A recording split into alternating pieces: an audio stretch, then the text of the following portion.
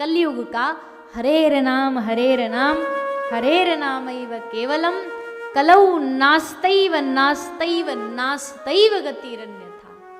कलयुग में इसके अलावा कोई गति नहीं है, केवल हरिनाम हरिनाम। कोई नाम जपो, कृष्ण नाम, श्री राधा रानी का नाम, शिव नाम पर जपो। अब यहां इतनी देर बैठे हो, एक पंथ दो काज करो, सुनने भर से क्या होगा? हाथ में माला रखो, जाप करो। एक पंथ दो काज, जब भी रहे हो जाप भी कर रहे हो, और कान से भी रस जा रहा है, जीभ से भी जा रहा है, हर इंद्रियों से भगवान का नाम जाए तो कितना आनंद है।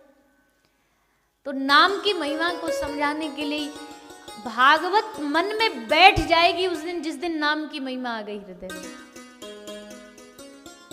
सब शास्त्रों का सारी वही है। हम बड़े धन्य हैं कि हमारा जन्म ब्रज में हुआ है।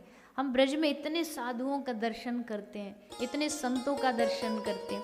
अभी इससे पहले हम गिरिराज जी में थे, हम सूर्य जी को बता भी रहे थे एक घटना कि हम इससे पहले गिरिराज जी में कथा करके आए भारत में। गोवर्धन जी ब्रज का एक बड़ा सुंदर आनंदमय स्थान है।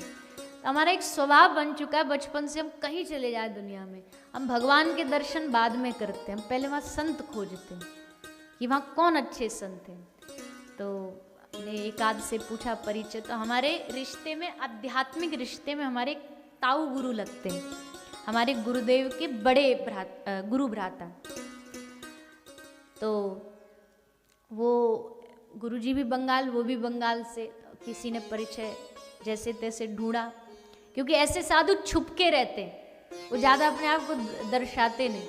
तो जैसे तैसे जुगाड़ लगाया, बोले बाबा दर्शन करना है हमें आपको। तो जैसे तैसे आज्ञा मिली कि आ जाना, बस 10 मिनट देंगे। हमने कहा चलो 10 क्या 10 सेकंड दे दे, हमारे तो वही बहुत है। तो पहुँच गए। तो पहली बात तो वहाँ पूरा एकदम ऐसे सिक्योरिटी लगा रखी है जैसे कोई प्रधानमंत्री रहता हो, सब ताले, कोई चाह के भी नहीं मिल सकता। फिर आए, ताला वाला सब खोल करके आए। तो बाबा का नियम इतना कठोर नियम, 30 से 35 साल हो गए अन्न नहीं खाया। और चलो अन्न नहीं खाया सो तो अलग, दिन में भी एक बार बस जल पीते, पानी एक बार जल पी करके। और गिरिराज जी की रोज एक परिक्रमा लगाते हैं। गोवर्धन कितने 7 कोस की परिक्रमा है, तो वो रोज एक परिक्रमा, और बस आके एक बार जल पीना। हर 1-2 दिन के गैप में एक बार फल खाते हैं। और उनके घर में कुटिया में कुछ नहीं, ग्रंथ ही ग्रंथ भरे पड़े, चारों तरफ ग्रंथ भरे पड़े, वेद उपनिषद सारे जितने भी ग्रंथ थे सब चारों ओर रखे पड़े। हमने कहा महाराज जी आप ये सब पढ़ते? बोले नहीं, पढ़ता था। मैं कहा अब क्या हो गया? बोले अब कुछ अच्छा नहीं लगता, अब 24 घंटे बस मन करता माला करता रहूं और बस हरि नाम बोलता रहूं। छूट गया सब। ठाकुर जी के नाम ने अब ये कह दिया कि तुझे कुछ पढ़ने की जरूरत नहीं, अब तू बस नाम जप, नाम जप, बस वही करते करते करते। और हम 15 मिनट बैठे होंगे, हर 2 मिनट बाद उनका एक ही बात, और कोई बात बताओ जल्दी, मेरे पास समय नहीं। हम कहा महाराज जी बताना कुछ नहीं है ना, कोई हमारे मन में प्रश्न है, वो दर्शन करने आए। हमको लगा बताओ, जहाँ दुनिया के बाल बच्चे रोते रहते हैं वो लोग तो कहें तो अच्छा लगे, समय नहीं। ये साधु देखो कितने ठाकुर जी में लीन है कि 10 मिनट का भी टाइम नहीं इनके पास। 10 मिनट भी ऐसे लग रहा है ये कब जाए यहाँ से और कब फिर से हम भजन में बैठे। ये होते साधु, ये होते नामनिष्ठ ब्राह्मण। और उनका तेज, कोई मजाल है कह दे कि ये बाबा 35 वर्ष से, बीच बीच में एक आध साल में नियम थोड़ा बदलते हैं, पर लगभग एक 35 वर्ष का अंतराल हो गया कि उन्होंने ये नियम ले रखा है। आवाज में इतना दम कि कोई माइक की जरूरत नहीं, बोले तो ऐसे लगे पूरा घर गूंज उठे, इतनी ताकत आवाज में। भक्ति की शक्ति होती है। आप एक शायद अभी कुछ समय से बड़े आने लगे हैं, वो खूब दिखने लगे, पूज्य पाद श्री प्रेमानंद बाबा जी महाराज पीला वस्त्र पहनते हैं। ब्रज में तो पहले से ही जाने जाते थे, पर अब सोशल मीडिया ने थोड़ा और, अब देखो कोई कह सकता है कि बाबा की दोनों किडनी नहीं है? ऐसे जब बोलते हैं ऐसे लगता शेर दहाड़ रहा हो। कोई कह सके कि इनके शरीर में एक हम 2 किडनी वाले हाँप जाएं? सांस ऐसे ऊपर नीचे हो जाएगी अगर इतना बोलेंगे तो। पर वो जब बोले तो ऐसे लगता है कि साक्षात भगवान का आदेश आ रहा है, भगवान की वाणी आ रही है। ये भक्ति का अपना तेज होता है, भक्ति का अपना तेज होता है। साधु ये कोई ब्यूटी पार्लर नहीं जाते, कोई ये क्रीम पाउडर नहीं लगाते, पर चेहरे पर तेज ऐसा कि बड़ी बड़ी हीरोइनों की चमक फेल हो जाए। सचमुच देख नहीं पाओगे, चलो सामने ऐसे टीवी में देखा, फोन में, वो तो अलग बात, सामने देखो ना तो नजर से नजर नहीं मिला पाते, ऐसी भक्ति की शक्ति होती है। तो ये चमक कहां से है? ये चमक ये दमक फूलवन सी महक, सब कुछ सरकार तुम्हीं से है, सब कुछ सरकार तुम्हीं से है। उनकी कृपा, वहां से जो सप्लाई हो रहा है ना, जितना वहां से सप्लाई किया जा रहा है, जितना वहां दिया जा रहा है, वो सब बांटते जा रहे हैं, बांटते जा रहे हैं। और हमने तो एक ही चीज देखी है, जो सच्चा साधु, सच्चा जीवन को जिसने पाया है ना, वो नाम के अलावा कुछ नहीं जानता। वो बस इतना ही कहेगा, भैया नाम जपो, हरि का नाम सुमिरन करो, क्योंकि योगी नाम नृप निरंतर हरेर नामानुकीर्तनम। यही भागवत जी का, यही कलयुग का, यही गोस्वामी तुलसीदास जी। हाँ, गोस्वामी तुलसीदास जी तो ऐसे लगते हैं जैसे राम नाम पे लुट गए, बिक गए। राम नाम पे मीराबाई श्री गिरधर लाल के नाम पर बिक गई, सूरदास जी कृष्ण नाम पे बिक गए। इन्होंने जीवन में और कुछ पाया ही नहीं भगवान के नाम के अलावा। तो प्रार्थना प्रभु से कि हमारे मन में भी ये भाव बैठ जाए, हमको भी आपके नाम से अच्छा कुछ ना लगे। सुनना भी हो तो आपका नाम, बोलना भी हो तो आपका। अरे राम से बड़ा राम का नाम, इससे बड़ी कोई बात कह सकता है? गोस्वामी जी ने कह दिया राम से बड़ा राम का नाम, और राम जी ने सिद्ध भी करके दिखाया। राम जी जब सेतु बन रहा था लंका पर जाने के लिए, सब पत्थर पे राम राम लिख के डाल रहे थे। भगवान राम ने सोचा एक पत्थर हम भी डाल देते, हमारा भी थोड़ा तो कोई बीच में होना चाहिए ना सहयोग। हिस्ट्री लिखी जाएगी तो उसमें ये लिखा जाएगा राम जी ने कुछ किया ही नहीं, तो एटलीस्ट एक पत्थर डाल देंगे तो नाम लिख दिया जाएगा। जैसे वो एक गिलहरी, गिलहरी क्या बोलते हैं गुजराती, खिसकोई, खिसकोली, खिसकोली। तो वो उसका नाम जरूर लिया जाता है। जब भी राम सेतु की बात आएगी ना, तो सब वो गिलहरी को जरूर याद करते हैं कि भाई उसने अपना सहयोग दिया था। तो राम जी ने सोचा गिलहरी तक का नाम लिखा जाए और मेरा नहीं हो, तो ये तो बड़ी बेकार बात है, तो बहुत भारी हमारी बेइज्जती है।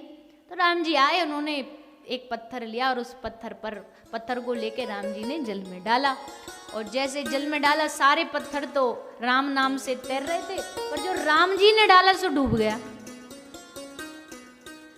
राम जी ने मन मन में सोचा प्रभु श्री रामचंद्र ने तो और भारी बेइज्जती है कि राम जी पत्थर डाले और पत्थर डूब गया। तो भगवान श्री राम ने सोचा कि कोई बात नहीं, भगवान ने सोचा कहीं कोई देख तो नहीं रहा, देख ले पहले, कहीं कोई देख नहीं रहा हो। तो राम जी ने चारों तरफ नजर घुमा के देखा, कोई नहीं था। राम जी बोले चलो ठीक है, बढ़िया है, किसी ने देखा नहीं। तभी पीछे से आवाज आई, जय सिया राम, जय सिया राम। राम जी पीछे मुड़े, देखो कौन जय सिया राम बोल रहा है? बोले हनुमान जी। राम जी बोले तू कब से बैठा है यहाँ? बोले जब से डूबा है, जब से बैठा हूं। राम जी बोले देख लिया? बोले हाँ प्रभु देख लिया। हनुमान जी ने कहा आपका तो डूब गया, हम ट्राई करें? प्रभु बोले तुम करो। तो हनुमान जी ने वो पत्थर पर राम लिखा, और राम लिख करके उसको जल में डाला, और जैसे जल में डाला तो तैर गया। तो राम जी थोड़े से उदास से हो गए। हनुमान जी ने बात को संभाला, बोले अरे प्रभु आप क्यों उदास हो रहे हो? बोला हमारा पत्थर डूब गया। हनुमान जी ने बात को तुरंत बदल दिया। राम सदा सेवक रुचि राखा, वैसे सेवक भी जानता है कि अपने स्वामी को कैसे प्रसन्नता दे। हनुमान जी ने कहा प्रभु देखो, जिसको राम जी त्याग दें उसको तो डूबना ही है, आपने त्याग दिया उस बेचारे को इसलिए डूब गया। राम जी बोले हमको पता, बस तुम हमारा मन रख रहे हो, पर हम जान गए हमसे बड़ा हमारा नाम है। अब देखो बात बस इतनी सी है, राम जी चाहे तो हजारों पत्थर तैरा सकते हैं। राम जी के हाथ से क्या पत्थर तैर नहीं सकते? जरूर तैरेंगे, पर प्रभु अपने स्वयं के यानी प्रभु सिद्धांत देना चाहते हैं कि जो काम मैं नहीं कर सकता वो काम मेरा नाम कर सकता है। राम ने एक रावण को मारा, पर राम के नाम ने कितने रावणों को सुधार दिया। राम राम जपते जपते कितनों की बुद्धि सुधर गई। इसलिए भैया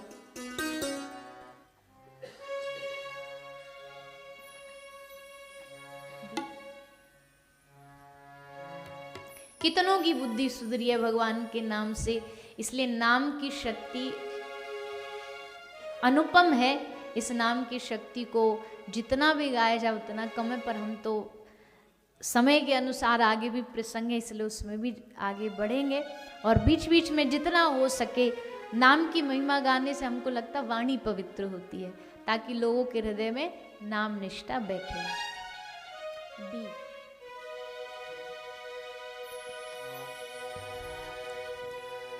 तो हम आगे के प्रसंग में प्रवेश करेंगे, उससे पूर्व आइए एक छोटा सा भजन गाएंगे और फिर हम सृष्टि कैसे बनी, सृष्टि का जो प्रकरण सुखदेव जी ने भागवत जी में सुनाया है उसका हम सब श्रवण पान करेंगे। उससे पहले भाव से गाते हैं। एक बड़ा प्यारा गुजराती भजन है, पहले भी हमने गाया है और आप सबको आता भी है, तो साथ में सब लोग गाएंगे। हो मारा घट में राजता श्रीनाथ जी, यमुना जी महाप्रभु जी। हो मारा घट में राजता श्रीनाथ जी, यमुना जी महाप्रभु जी। हो मारा घट में राजता श्रीनाथ यमुना जी महाप्रभु जी। हो मारा घट विराजता श्रीनाथ जी, यमुना जी महाप्रभु जी। मारू मनडू छे गोकुल वन रावण, मारू मनडू छे गोकुल वन रावण। ओ मारू मनडू छे गोकुल वन रावण, मारू मनडू छे गोकुल वन रावण। मारा तन नागरिया मा तुलसी नावन, ओ मारा प्राण जीवन। ओ मारा घट विराजता श्रीनाथ जी, यमुना जी महाप्रभु जी। देखो हम गुजराती भजन गा रहे हैं, इसका मतलब जानते हो क्यों गा रहे हैं? हम थोड़ी ना गुजराती हैं, हम अपनी वाली गाते तो ब्रज भाषा में गाते, पर गुजराती इसलिए गा रहे हैं ताकि आप थोड़ा गरबा कर लो, आपके लिए गा रहे हैं। और आप भी ऐसे बैठे हो जैसे कोई कथा नहीं, कोई हड़ताल में आए हो, ऐसे नहीं, भाव से आनंद लेते हुए गरबा रमते हुए और ठाकुर जी से प्रार्थना करते कि हमारे घट में आ जाओ।